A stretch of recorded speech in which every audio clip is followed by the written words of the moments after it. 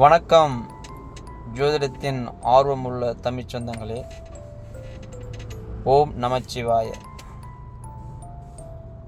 மனைவி பிரியும் ஓர் வாழ்க்கை. தலைப்பு: மனைவியை பிரிந்து வாழ்வது ஒரு ஜாதகத்தில் எப்படி இருக்கும் அப்படின்னு தலைப்பை பார்க்கலாம். இப்போ மனைவி என்பவங்க யார்? பார்ட்னர். அவங்க இப்போ பொருத்தம் போடுறாங்க, ஒரு ஜாதகத்தை பொருத்தம் போடுறோம். அந்த பொருத்தம் 8 பொருத்தம் இருக்குது, 10க்கு 8 இருக்குது, 9 இருக்குது, போட்டுடுறாங்க.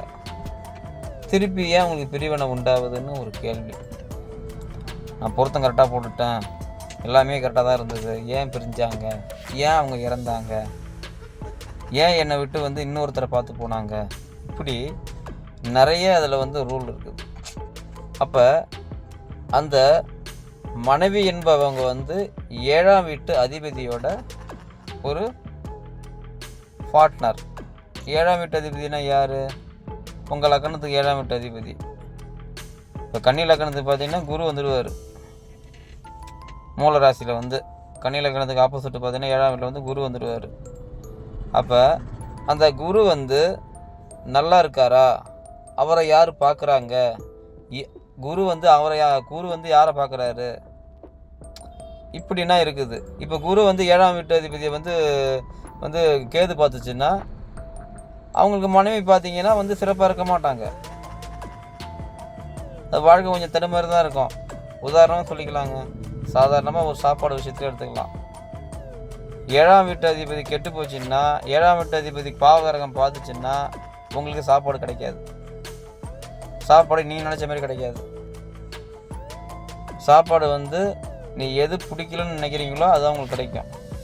பிடிச்ச சாப்பாடு உங்கள்கிட்ட இருக்காது. அப்படி தான் அங்கே அமையும். அப்போ 7ஆம் வீட்டு அதிபதி நட்பு கிரகத்தோடு சேர்ந்துச்சுன்னா உனக்கு பிடிச்ச பொருளோட இன்னும் சேர்த்து 2 பொருள் சேர்த்துருக்கும். உங்களோட அன்பாக இருப்பாங்க, பாசமாக இருப்பாங்க, பிரிவினை இருக்காது. அப்போ சுக்கிரன் வலிமையாக இருக்கணும். ஒரு ஆண்கள் ஜாதகத்தில் சுக்கிரன் வலிமையாக இருந்ததுன்னா கண்டிப்பாக அவங்க மனைவி கூடவே இருப்பாங்க. இப்போ காலைல ஏந்திச்ச உடனே அவங்களுக்கு டீ போட்டு கொடுத்து ஆஃபீஸுக்கு எல்லா வேலையும் ரெடி பண்ணி கட் பண்ணி கொடுத்தாங்கன்னா அது சிறப்பாக இருக்கும். நம்மளே ஏந்திச்சு நம்மளே தட்டு கழுவிட்டு சாப்பிடுங்க, நம்மளே போட்டு சாப்பிட்டு போகிறது அது சிறப்பாக இருக்குமா? அப்போ 7ஆம் அதிபதி எங்கேயோ வீக்காக இருக்கார், எங்கேயோ நமக்கு பிரச்சனையாக இருக்குது. சிறப்பு ஒரு வாழ்க்கைனாவே கணவன் மனைவிக்குள்ளே பார்ட்னர் அவங்க அந்யுன்யமாக இருக்கணும். இப்போ நைட்டில் ஒரு 8 மணி ஆச்சுன்னாவே அவங்க தனியாக போயிடுவாங்க.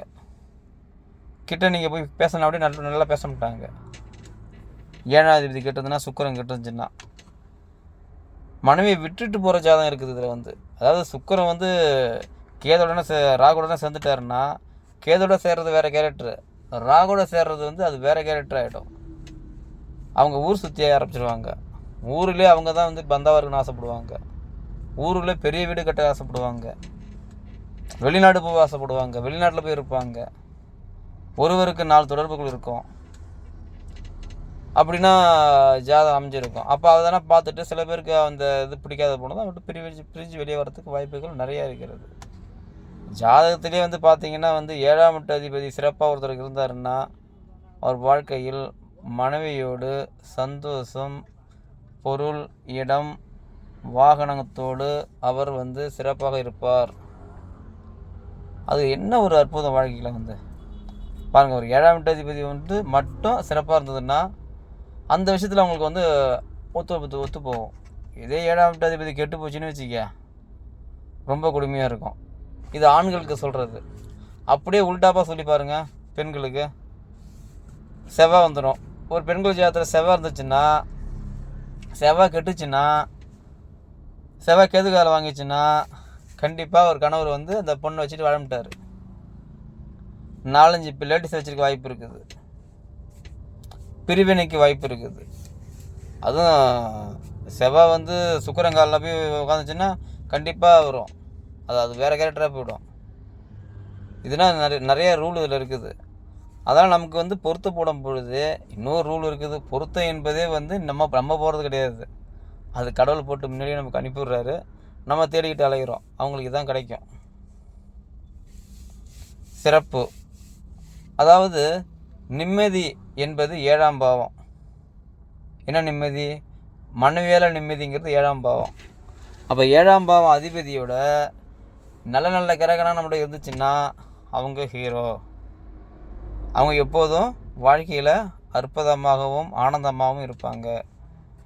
7ஆம் வீட்டு அதிபதி வந்து பார்த்து பாதி பர்சன்டேஜ், இப்போ 100% வந்து 50% இருக்காங்கன்னா இவங்க வெளியே இருப்பாங்க, அவங்களும் வெளியே இருப்பாங்க. அப்படியே வருஷத்துக்கு 4 டிப்பு 3 டிப்பு சந்திக்க விட்டுரும். அதுக்கு மேலே சந்திக்க முடியாது. நீங்கள் தொடர்புகளை வச்சுருக்காது. 7ஆம் வீட்டு அதிபதி 75% இருந்துச்சுன்னா ஓரளவுக்கு வண்டி தள்ளாடி போயிட்டுருக்கோம்.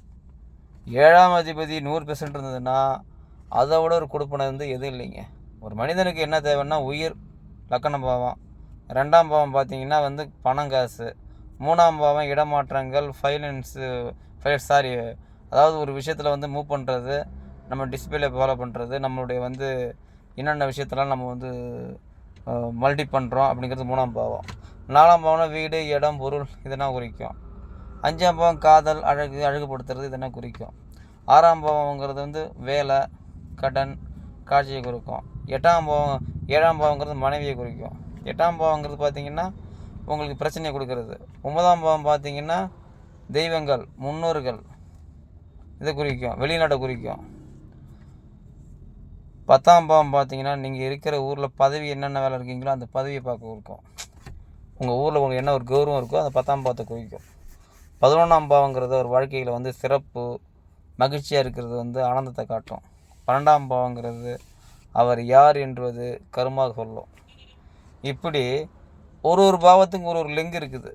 இந்த 7ஆம் வீட்டு அதிபதி போயிட்டு 8ஆம் அதிபதியோட கனெக்ட் பண்ணிட்டாருன்னா என்ன பண்ணுவாருன்னா அது ஒரு மரண வாழ்க்கை ஆகிடுங்க. அந்த மனைவி வந்து சந்தோஷமாகவே இருக்க முடியாது. அதே 7ஆம் அதிபதி போய் 12ஆம் அதிபதி சேர்ந்துட்டாருன்னா வெளிநாட்டில் போய் கல்யாணம் பண்ணி வெளியில் இருந்து அது பிரச்சனை கிடையாது. அது சொந்த ஊரில் தான் வெளியே அந்த மனைவி விட்டு பிரிய ஆரம்பிச்சிடும். அப்போ மனைவி விட்டு பிரியும் ஜாதகங்கிறது வந்து 7ஆம் வீட்டு அதிபதி பாவ கிரகம், ஆப்போசிட் கிரகம் இதில் இருந்ததுன்னா அவர் வாழ்க்கை சிறப்பாக இருக்காது என்பது ஜோதிடத்தில் ஓர் உண்மை. நிம்மதிங்கிறது வந்து நமக்கு கண்டிஷனமாக இருந்தோம்னா நமக்கு வந்து மனைவி நம்மளோட நல்லா இருக்கணும். அப்போ தான் வாழ்க்கை நல்லாயிருக்கும். ஏன்னா அவங்க தான் நம்ம கூட எப்போதுமே இருப்பாங்க. அதனால் வாழ்க்கையில் எப்போவும் சந்தோஷமாக இருக்கணும்னா, நிம்மதியாக இருக்கணும்னா 7ஆம் வீட்டு அதிபதி யாருக்கு ஒருத்தர் இருக்குது கல்யாணம் ஆகி சிறப்பாக இருக்குதோ அவர்கள் வாழ்க்கை சிறப்பாக இருக்கும். ஏன்டா நான் கல்யாணம் பண்ணினேன் அப்படின்னு வாழ்க்கையில் நினைக்கிறவங்க 3/4 பேர் இருக்காங்க. டைவர்ஸ் நிறையா போயிட்டுருக்குது. இல்லை அந்த 7ஆம் வீட்டு அதிபதி தான் காரணம். பெண்கள்னா செவ்வாய் வந்துடுவார், ஆண்கள்னா சுக்கிரன் வந்துடுவார். இது வலிமையாக இருந்ததுன்னா அவர் வாழ்க்கையில் வந்து நல்லா இருப்பார். வலிமையற்று போனால் நல்லா இருக்காது. நன்றி, வணக்கம்.